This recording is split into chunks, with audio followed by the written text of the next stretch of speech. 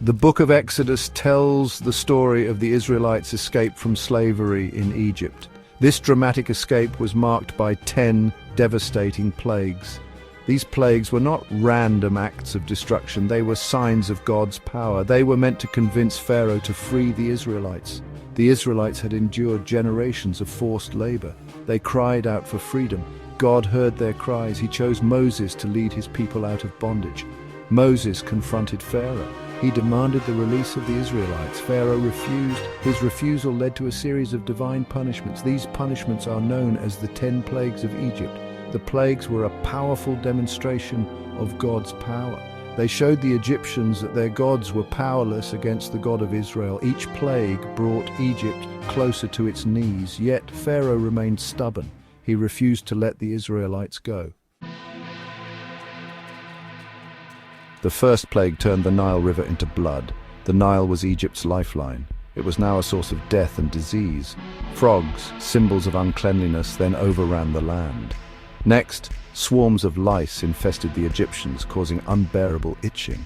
Wild animals or flies invaded the cities and homes. A deadly pestilence struck, killing livestock and spreading fear.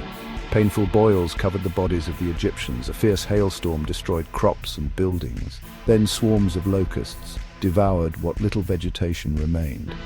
For 3 days, a thick darkness enveloped Egypt. This darkness was a terrifying display of God's power. Finally, the 10th plague arrived. It was the most devastating of all. The firstborn child in every Egyptian family died. This plague brought unimaginable grief to the Egyptians. It finally broke Pharaoh's will. With each plague, Pharaoh hardened his heart. He refused to acknowledge the power of God. He clung to his pride and his control over the Israelites. His advisors feared the plagues. They urged him to let the Israelites go. But Pharaoh remained defiant. After the plague of blood, Pharaoh's heart was hardened. He refused to release the Israelites. After the plague of frogs, Pharaoh's heart was hardened again. He clung to his power. Even after the plague of darkness, Pharaoh hesitated. He negotiated with Moses, but he was not truly repentant. He was not ready to submit to God's will. Only after the death of the firstborn did Pharaoh relent.